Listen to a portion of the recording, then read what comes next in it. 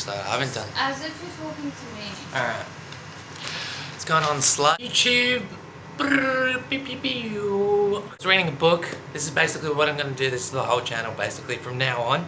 It's me reading a book and then fucking giving you a summary because you're too lazy to actually look it up or read the book. But you should, but you won't. So this is the video for you. It's called Attached. It's by Dr. Amir Levine. I didn't put an accent that time. And Rachel F.Heller, M.A. Right? So good little, you know, you got a guy and you got a girl, you know, telling both perceptions. Both perspectives, right? So what it was telling me, three types of attachment theories. Everyone falls under the category of these three. If you're like, no I don't, you're a fucking liar. Right, first one.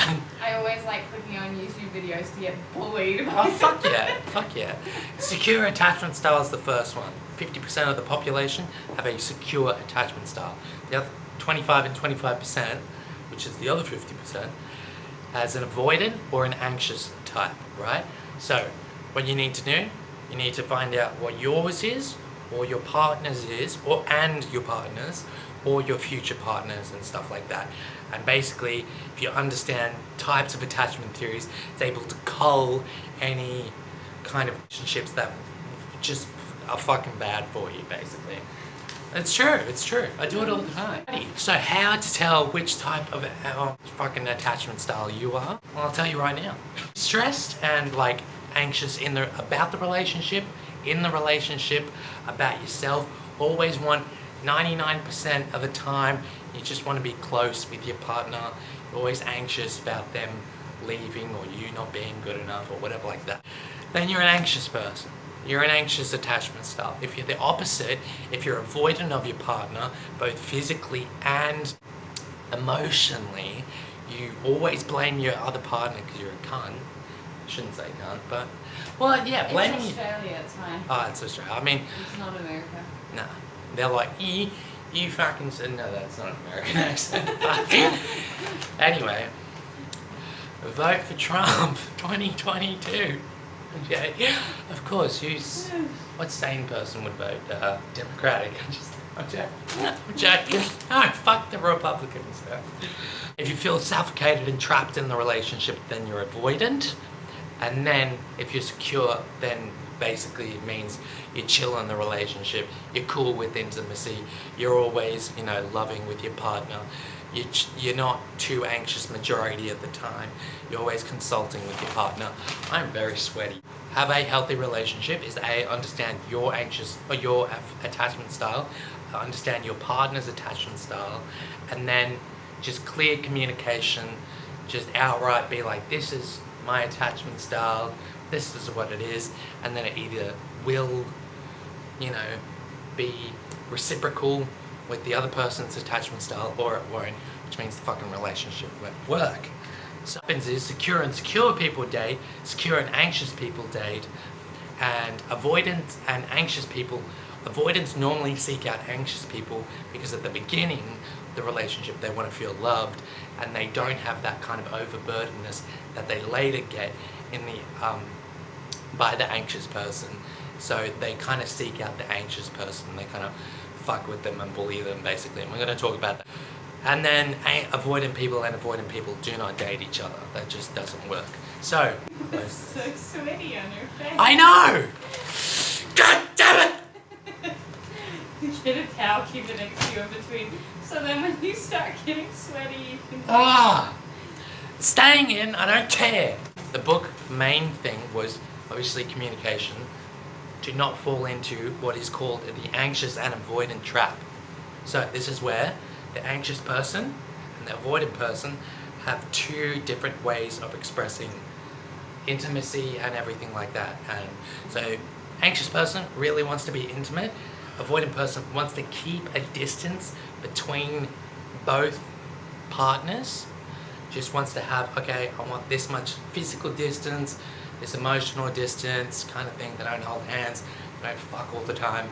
You know, what the anxious avoidant trap is when there's a problem in the relationship or outside the relationship. So say the anxious person is worried about, if the avoidant person still loves them, normally in a healthy relationship, you go, no, I still love you, blah, blah, blah, and they comfort them.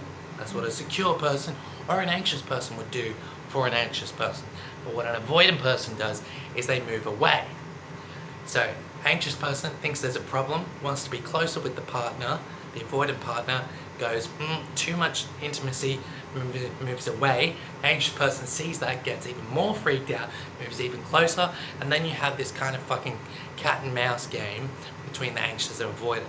What eventually happens is the anxious person works up the courage and says, this relationship is not healthy for me, and breaks it off. But then what happens is the avoidant person gets their freedom. They're free now, but they feel abandoned because they don't have love anymore. They're not receiving love from the anxious person. They feel abandoned because normally people with divorced parents and stuff like that become avoidants or anxious people. It's kind of like two areas of the same spectrum. Do you think avoidant people are bad people? They're cunts, yeah, sure. No, whatever. It's whatever. Anyway. Yes and no.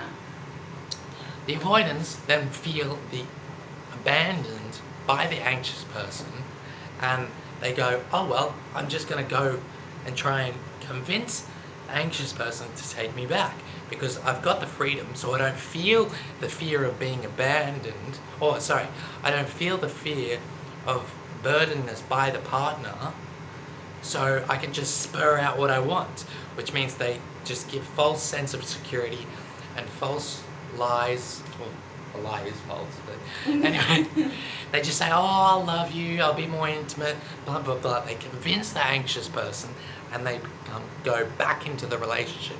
Then, round 2 on the relationship, early days, the avoidant person's happy because they're feeling loved, and the anxious person's happy because they've got a partner, and the avoidant person doesn't feel too overburdened by the anxious person. But then the loop starts again.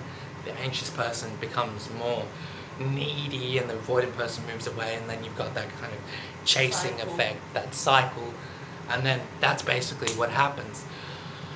And that's really not healthy, so probably shouldn't have that if you've got that. And basically they were saying the solution to that is basically write down what fucking pisses you off about the other person, and then tell that to the other person and try and find a kind of solution to that. One of them was really weird. It was fucking weird way. It'd basically be like, I don't like when you text me all the time, or I need some space. The anxious person goes, okay, but I do want to kind of be like text you all the time kind of thing. So you kind of just have to work out what fucking works kind of thing. Most of the time it doesn't work between anxious and avoidant, but there's a trap because it's a constant cycle and it's very hard for both the anxious and avoidant to permanently split up the relationship. And that's all for the video. What do we think? That was all right? Yeah. What? No, I was just thinking about what you were saying. I was listening to the Do you like it? Yeah, it was good. Alright, that's all we got for next week. See you fucking